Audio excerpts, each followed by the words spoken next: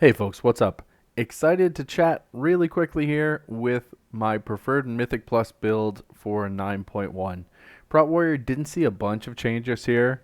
So ultimately, if you're familiar with the spec, you don't need to change a whole lot compared to 9.05 or when Shadowlands first kicked off. But if you're looking to push higher end Mythic Plus content, really where you want to go, Devastator in Tier 1 is head and shoulders above the other two choices on that talent. Tier 2, it often comes down to what is the most situationally viable. Um, my default choice for Mythic Plus is always Stormbolt. Double time helps if you're looking for that bit of increased access. And then alternatively, Rumbling Earth is there if you're really big on building yourself up around like Shockwave and you need a more of an AoE stun. For me, again, Stormbolt's usually my preferred choice. Tier 3, a little different. For a raid build, you're going to go with Booming Voice.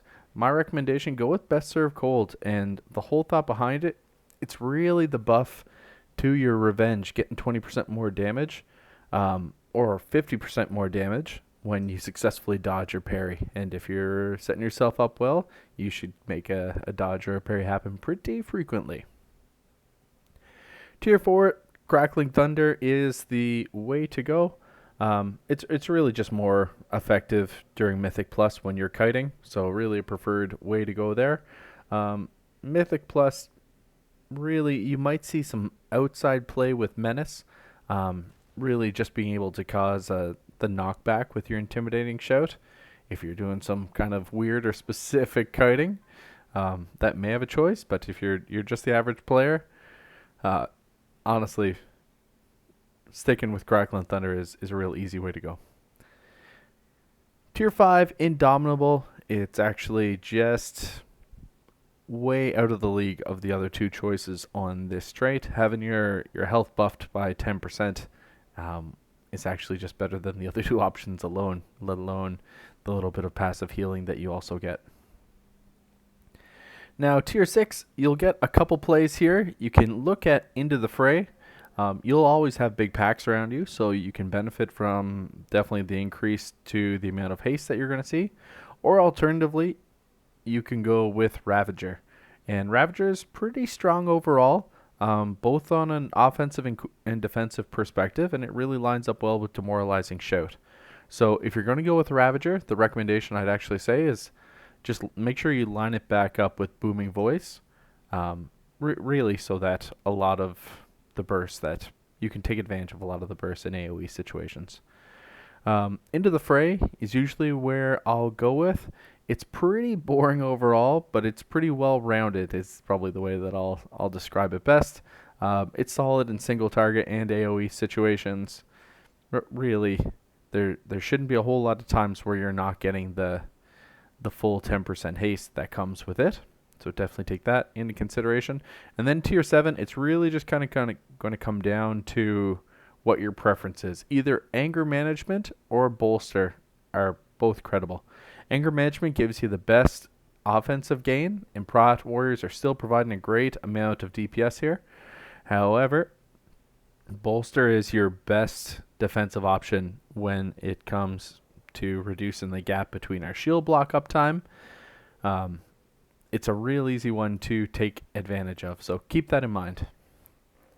From a Covenant perspective, Kyrian is where you want to go. Spear of Bastion is just slightly ahead of some of the other competitors here. In both AoE and Mythic Plus, I like to take my Prot Warrior both into raiding and Mythics. So I'll stick with Necrolord just because I love Condemn. I'll stick with Venthyr because I love Condemn. But if you're really interested in min-maxing, Spear of Bastion and Kyrian is your go-to Covenant on the Mythic Plus side. It's also competitive. What I should say, Night Phase also is competitive with their frontal cone attack. So not a terrible choice. So really the recommendations for me, I'd go Kyrian if you're looking to min-max, then Night Phase. And then it's really going to come down to if you're looking for the buffs that come with Necrolord or Condemn. And with Execute getting a 10% buff, In 9.1, my recommendation, well, for me personally, I'm sticking with Venthyr. I just like being able to clap the odd target whenever I want to. Stat priorities haven't changed a whole lot. You're going to look to upgrade your item level almost always. Then you're going to try to prioritize haste, and then verse, mastery, and then finally crit. So keep that in mind. That's what we're totally pushing for. If you are less familiar with some of the legendaries, there's only a couple Legos that are really material here. The one you really want to prioritize is Reprisal. It's the best legendary in Mythic Plus for both offensive and defensive builds. Basically, Reprisal gives your charge and intervene a bonus of basically casting a 4-second shield block. So that gives you a free revenge, and that generates an additional 20 rage. So it really smooths out the gameplay for high Mythic Plus. You get a really high uptime on packs, which I've been playing my Prot pal, and that's where I feel the pain the most. It's the lack of uptime on my damage mitigation.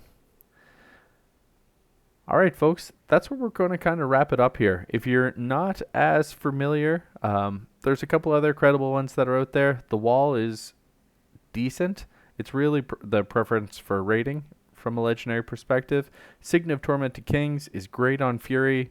It's kind of so-so on arms, but you can keep it as well if you're looking to craft a legendary that you can play across all 3 specs. And then alternatively, if you're a Necrolord, and that's your preferred covenant, the Glory legendary actually might get a little bit of play here.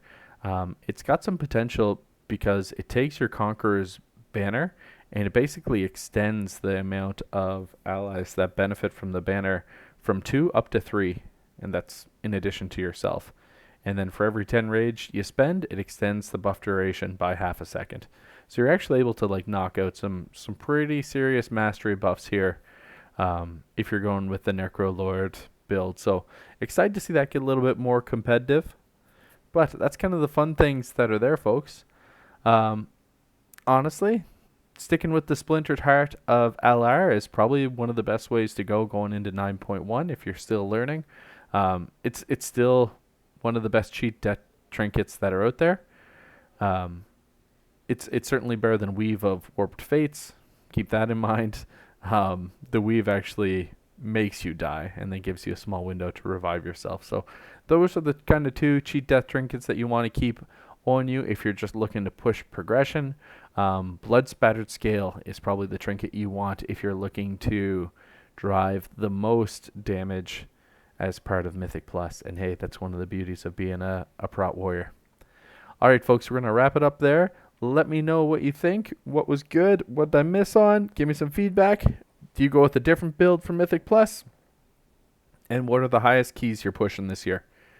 Thanks for checking out the vid. Talk to you soon. Peace.